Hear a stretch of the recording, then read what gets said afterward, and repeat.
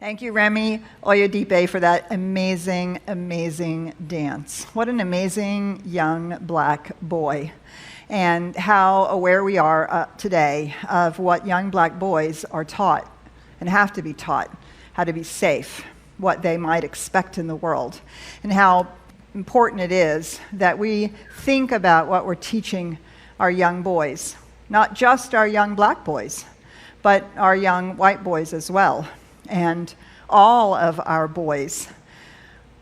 Are we teaching them to honor the masculine that they are? That's what we're here to do today, is to honor the divine masculine.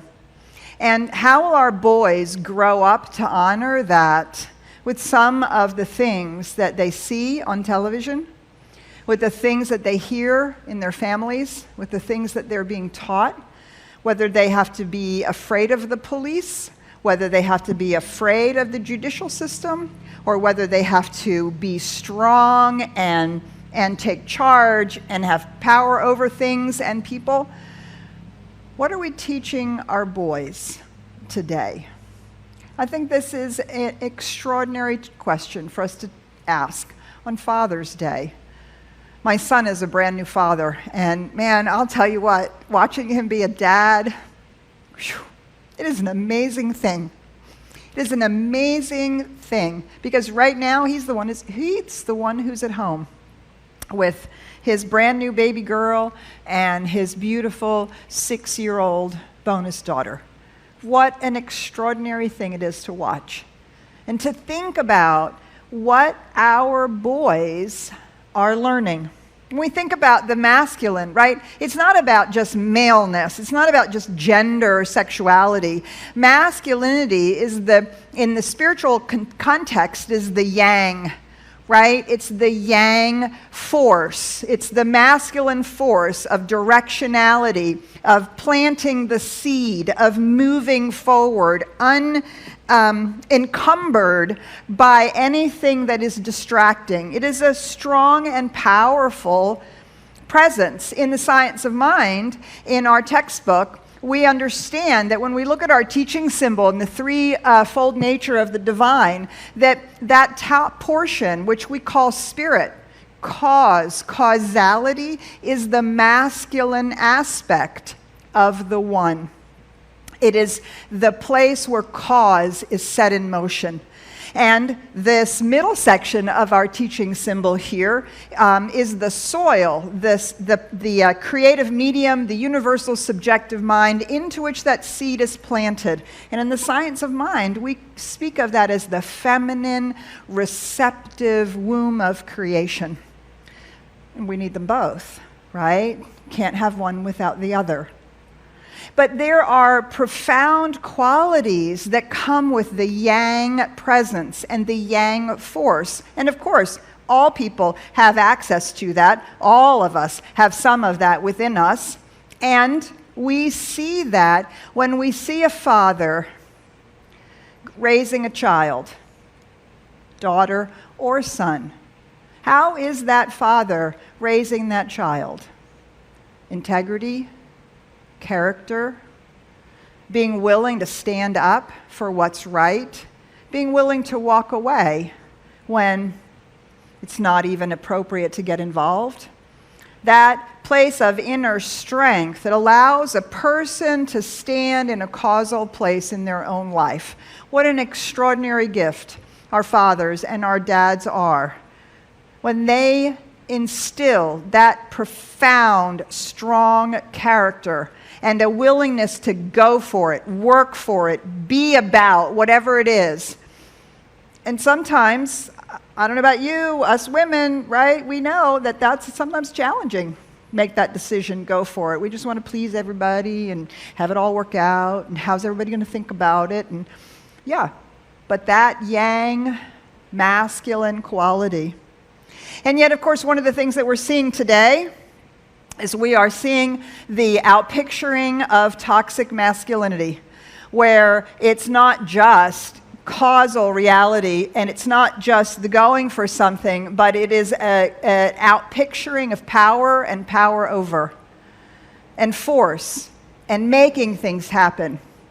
It's that single-focused drive that allows people to walk over other people, whether it's on the streets or in corporations or in families. What are our boys learning today? Are they learning to hear that when a woman or a man says no, that means no?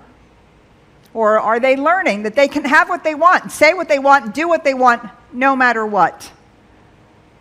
When we honor the divine masculine, that power, that extraordinary power, which is so creative and so impactful and so necessary, is coupled with the divine feminine. It's balanced beautifully. And what is it balanced with? Well, you know the answer as well as I do. Love. When our fathers love their children, teaching them what they know from that deep masculine place, but embedded in that love, well, that changes everything. And we know from our spiritual truth that ultimately there's only love. There's only love as the creative impulse. And when the divine masculine is in alignment with love, toxic masculinity is healed. And the creative joy that it is to be masculine, to be a father, that is what shines forth. And so today we celebrate that in all places and in all people, there's only love.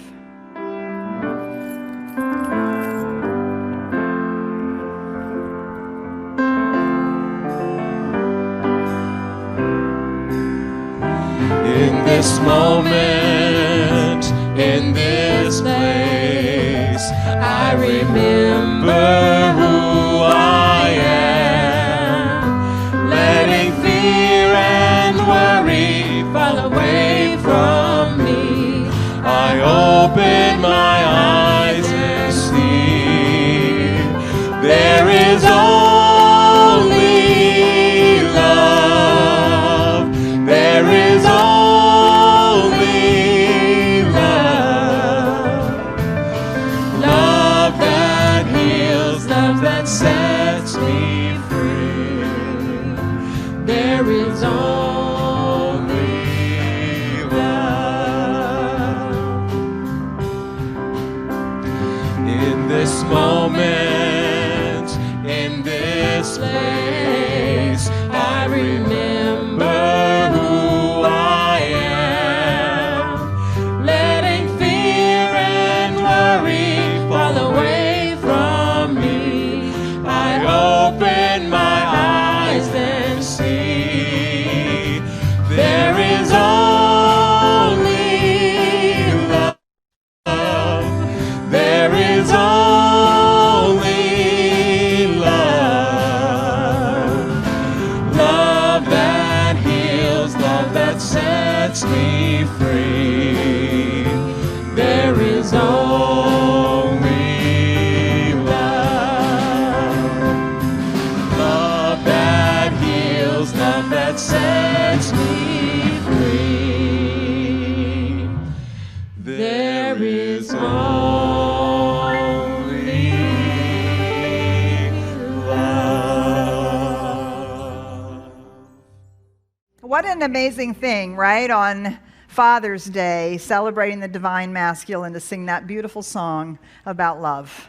You know, when I spoke about on Mother's Day, you may remember that I spoke about how important it is for the divine feminine to be balanced and coupled with the divine masculine. And of course, the reverse is just as true.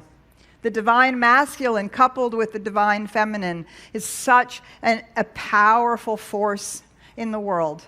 What does the divine feminine bring? Compassion, caring, respect, an opportunity for connection, for seeking to understand, right? Biologically, the feminine point of view is horizontal. Why? Because we're always looking for where's the child? Where's the kids? What's going on? Oh, it's too quiet, they're getting in trouble, right? And the masculine point of view biologically is where's the food? Where's the food? Where's the food? I have to go out and get the food, right? And it's very directive and protective, extraordinarily protective and deeply powerful. And I think in our spirituality, sometimes we make a mistake about love. We think love is, well, I just love and accept everybody and everything is okay, and I should just let everybody be okay and let everything be okay all the time. And it falls perilously close to people-pleasing, and it falls perilously close to withdrawing from engaging with life. Because there's another side to love. It is a fierce love. It is a protective love. It is a love that it absolutely stands for what it stands for. And that, I think, is part of that marriage when masculinity and love are coupled together, and there is a powerful love. I'll never forget a conversation my son and I had many years ago after we'd gone around and around and around with some of his more interesting interests. Y'all have heard, many of you have heard these stories, right? So we had to have a conversation about guns. And we had many conversations, and some of them were not always pleasant. And we battled our way to an understanding. And I will never forget the day that my son said to me, he said, "Mom, I know you're all about that peace shit stuff, whatever, whatever he said. You're all about that peace stuff, and you're all into that, and I think that's really amazing, and I'm going to carry a gun to protect you so you can do that work." Okay, I had a whole different understanding, an entirely different understanding of what was motivating that. Oh my God. Divine masculine. We should not emasculate our boys or emasculate our women who present that way in any way, shape, or form. There is power in the willingness to stand in that fierce love. And there is extraordinary power in the willingness to choose to say, this is the cause I'm setting in motion. This is the direction I'm going on, and nothing's going to stand in my way. That is a strong and powerful statement. And in our spirituality, that is the planting of the seed that must happen if we want to have a new result, if we want to have a new outpicturing in our life. That ability and willingness to say this is what we need. This is what I choose. This is what I accept. This is what I'm going for. That is a strong and powerful place. And our spirituality is both gentle and compassionate and powerful and present. And we don't want to be just one-sided.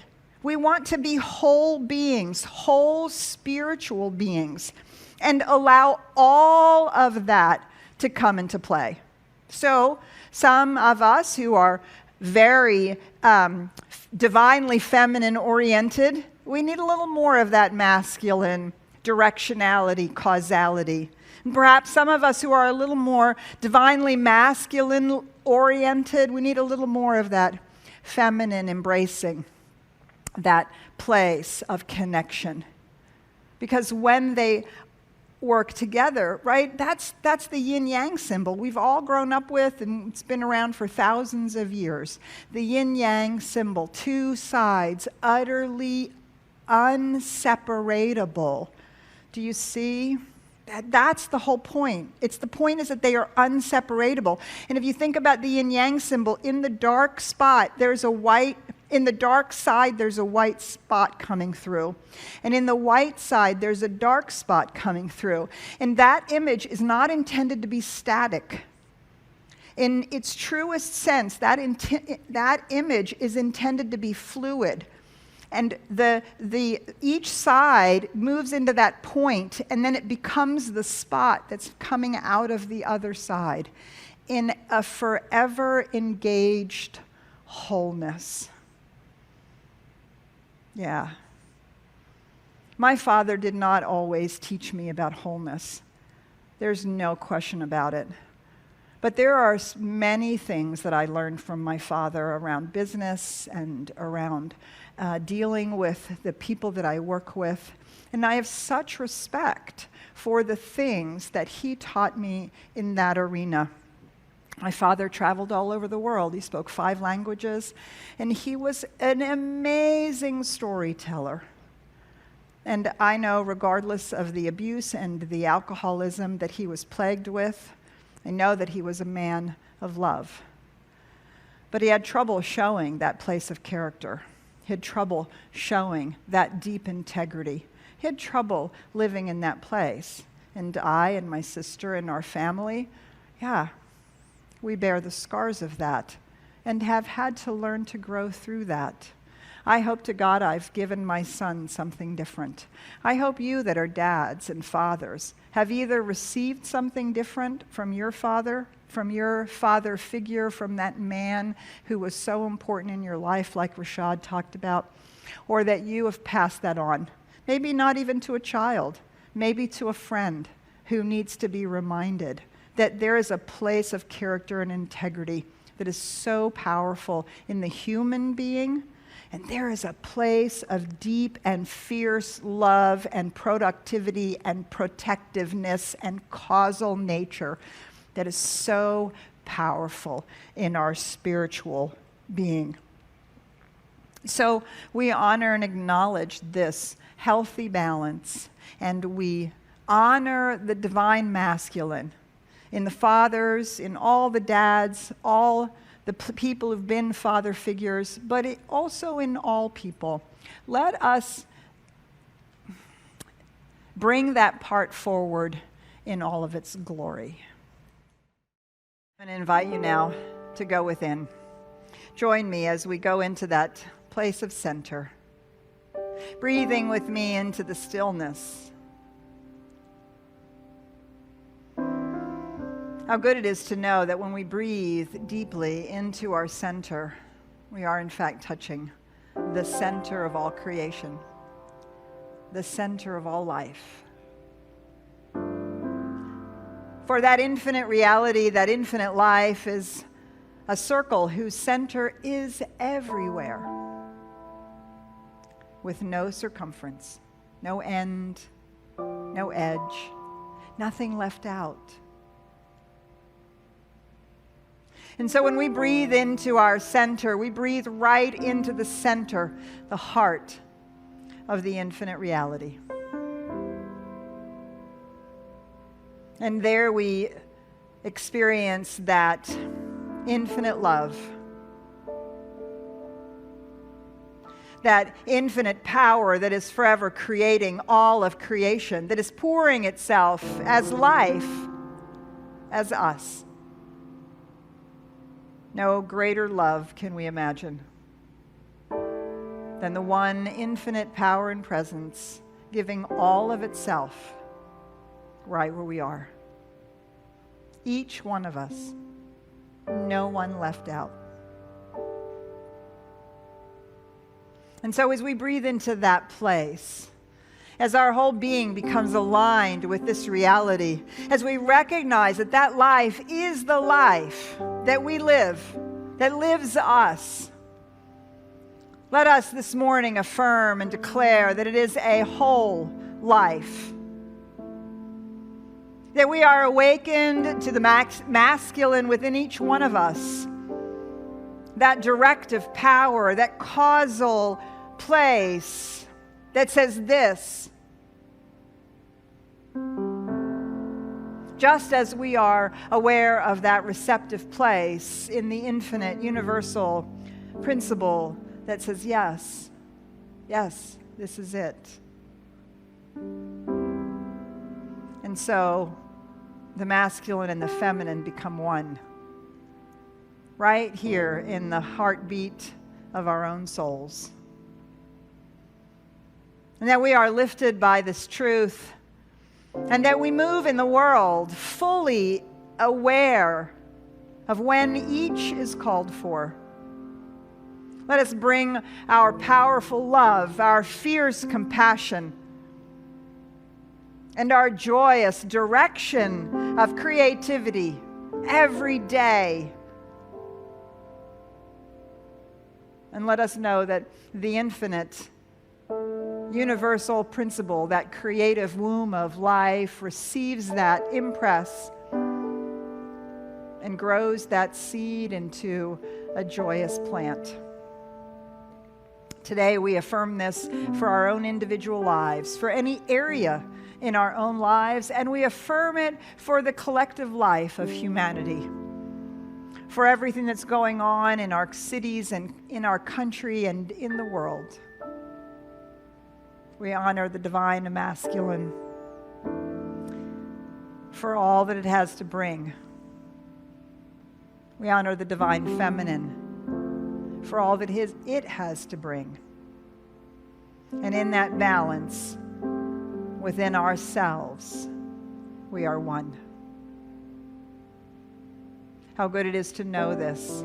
How grateful I am to speak these words for each one of us and to recognize that it is already manifesting in my life, in your life, in all our lives, as healing, as blessing, as awakening. And it is good.